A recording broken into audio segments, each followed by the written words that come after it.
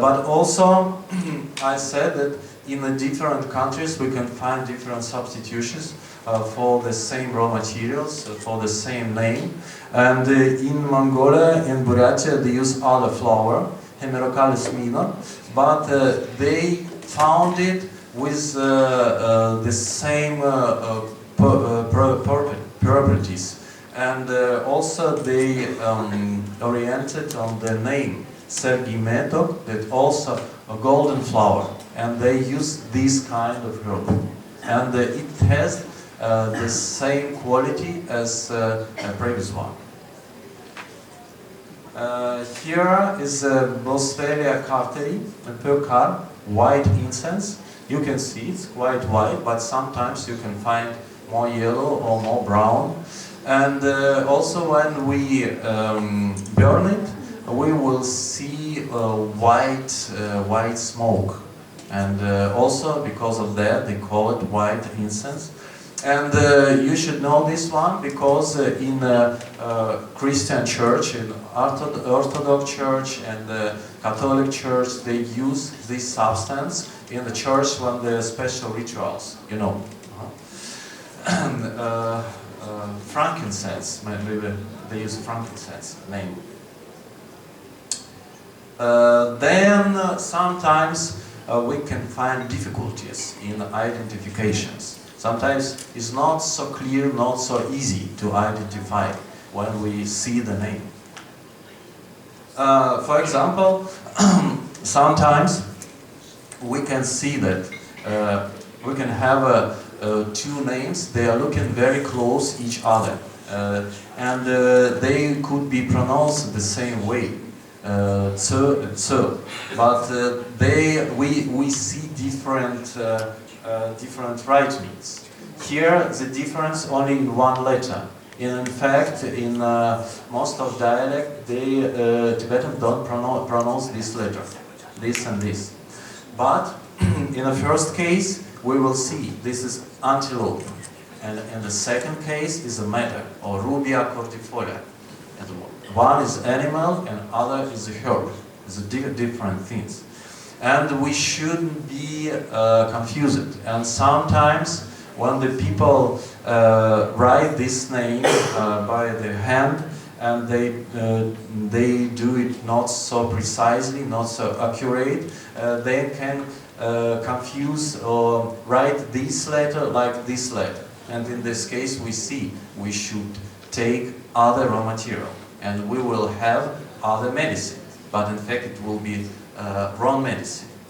Because of that, it's good if we check recipes.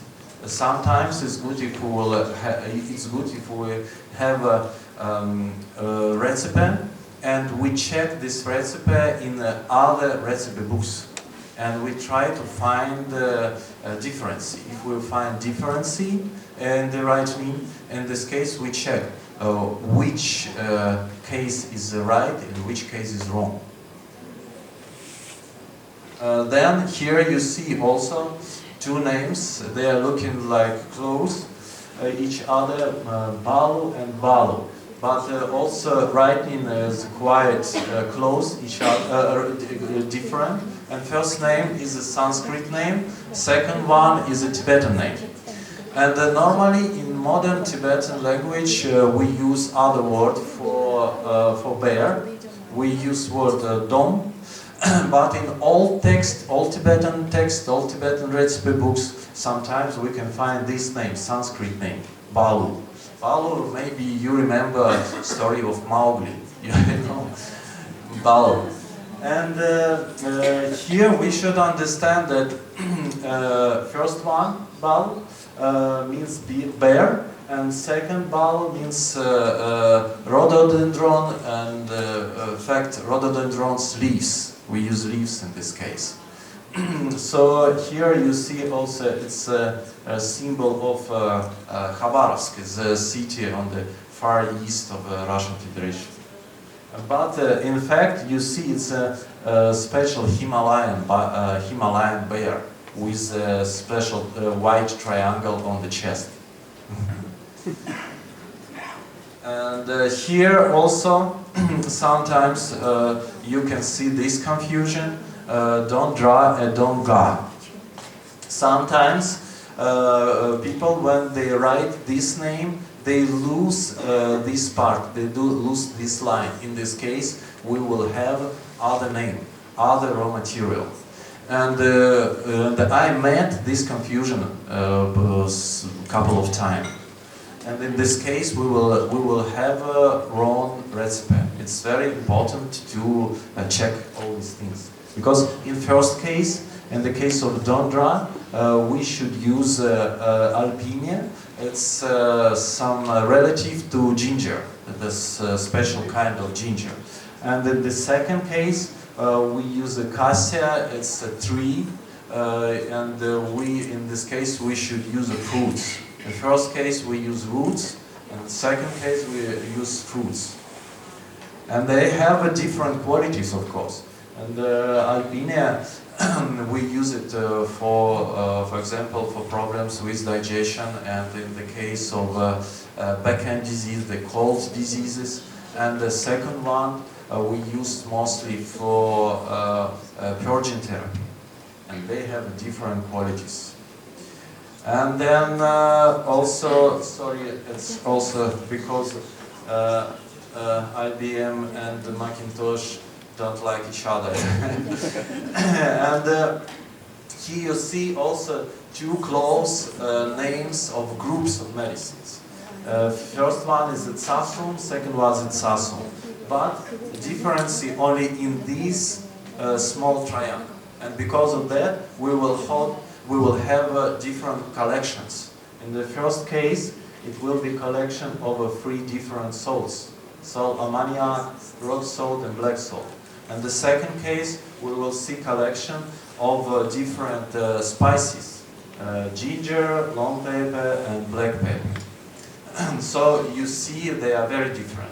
And we should be careful about this small sign. And then also quite a famous example, Drebusum and Drenasum. Here you see difference in only one syllable, bu and na. Because in the first case, drebu means fruit. Here you see 3 fruits. It's Arura, Barura, and Curura. Hebulic Mirobalan, Beleric Mirobalan, and Emblica. It's quite famous. Maybe you know Sanskrit name, the Tripala, because in some natural shops you can find this Tripala powder, or we can use it.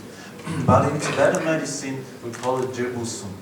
And the second one, Drenasum, it's like 3 different fruits. In this case, Adre, Sadre, and Jandre. We can find different identification for these fruits, but sometimes here we use the corn of mango, then fruit of Syzygium and Caesalpinia. Then it's about identification in general.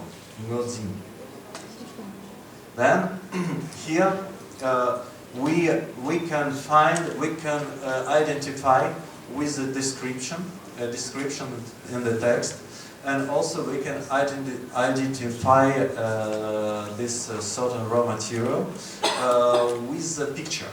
And sometimes it's quite clear and we can understand that pipiline is the same as a pipirlongum. And you can see these fruits, and here you see these fruits, it's the same. And also here you see the cup with all this long paper. It's from the botanical point of view, long paper is relative to black paper. It's like a collection of many small black papers in one place. They like addicted or like collected. And here also it's quite easy to identify the Pangium carpo. Here you see picture, and here you see the photo of the Gentiana algida. We can find this type. I mentioned it earlier. We can find it in the high mountains, in the meadows. And see, you can find they are looking like the same. It's very easy to identify. Here also ombu. This type of bush we can find close to rivers. It's a Myricaria germanica, or other different species of this genus Myricaria. Ombu. Here's easy. Then tiger.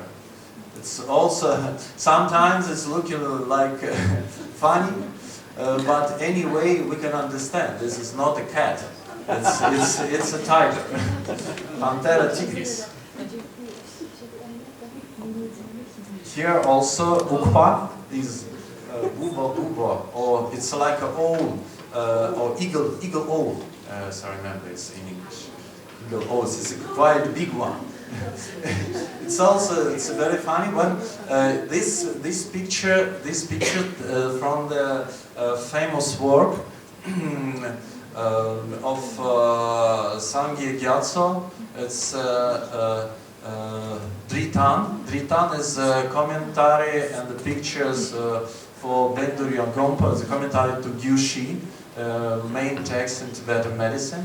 And the Sangye Gyatso asked one artist to make all these pictures. And in some cases, this artist knew what he painted, and in some cases they make these pictures only from words, sometimes. But anyway, it's very positive pictures, because when you look on these faces of this owl or face of this tiger, you are happy, you feel happiness. Then karuca, it's a black salt, or in Hindi maybe you know the name kala namak, it's a black salt. And why is it black? Because when we take,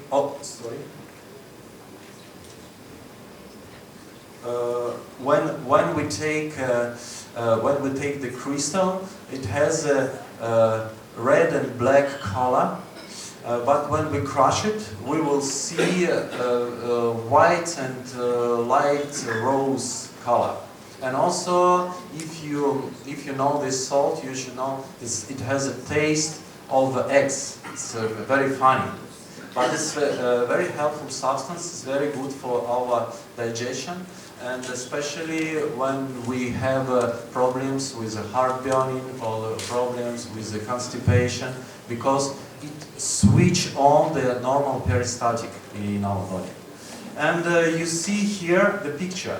Tibetan picture is not so close to photo, but we can understand that the karuca should have a red and black color. In this case, we can find maybe it should be this one. And also here we need to use a picture and description. And then next one is a hashik. Normally we identify it as a tag, but sometimes we can find not only white and red and black and some other colors, but sometimes mostly we can find green one. And anyway, if we will read description, we will see this is very, very soft, and we can crush it very easy. And when we know it, we can understand, oh, this is a type. And then next one is a Kyurura. It's very famous, and normally we identify it as Emblica officinalis, or Amalaki in Sanskrit, or Amla in Hindi. And you can see that they are looking like quite similar.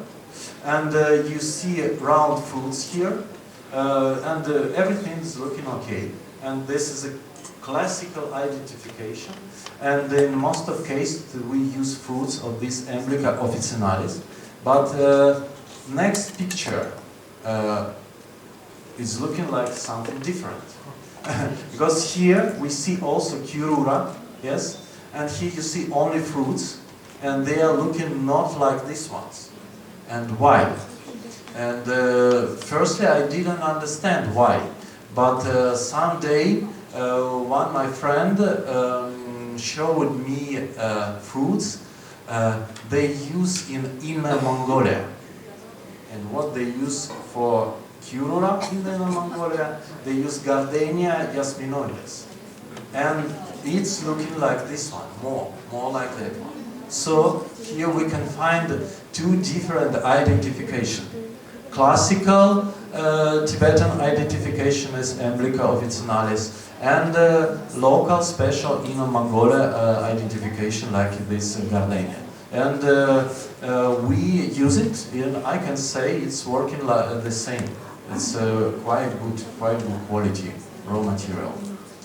Then also about applications and indications. And here, generally, we can say that different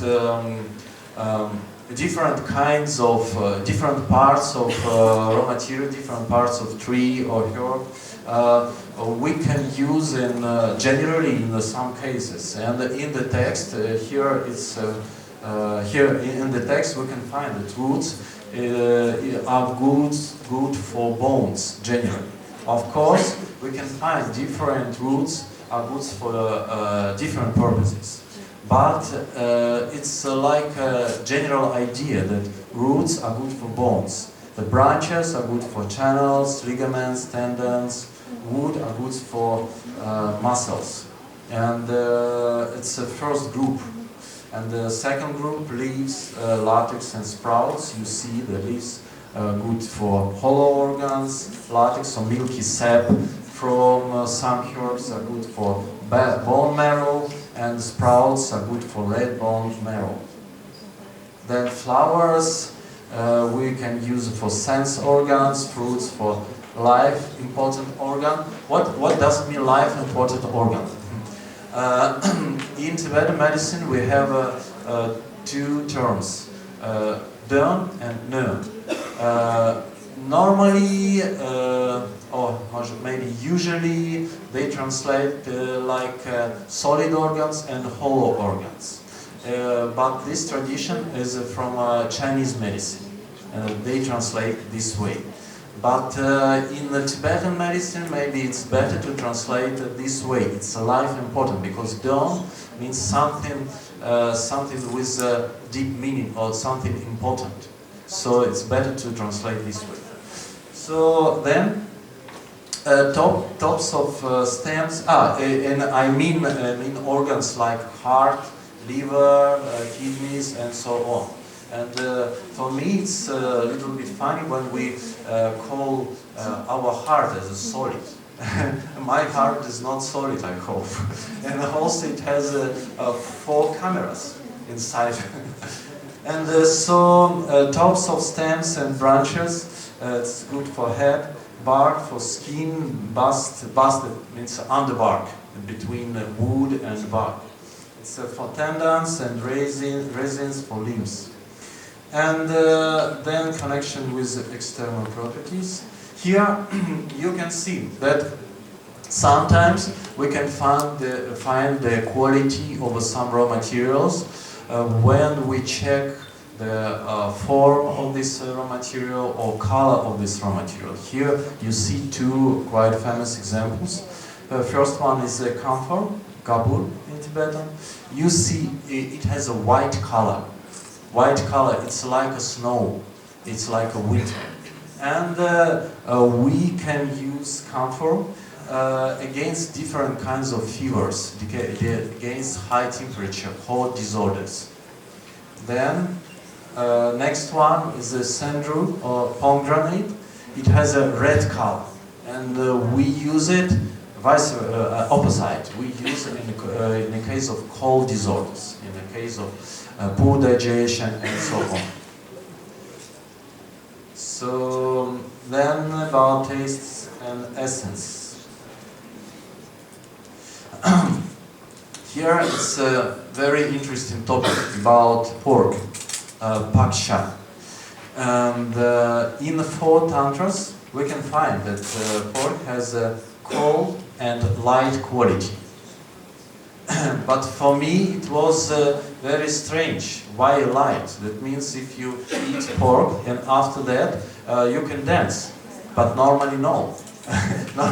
normally people stay. And they don't want to move. They don't want to have fun.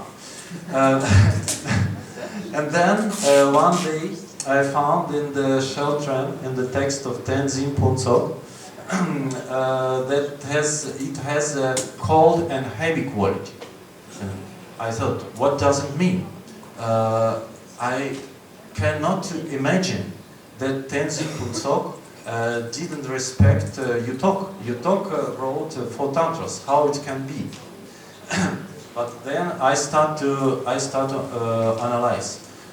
Maybe should be some difference between these texts, or maybe some difference between these 2 respectable doctors. And then, what we can see.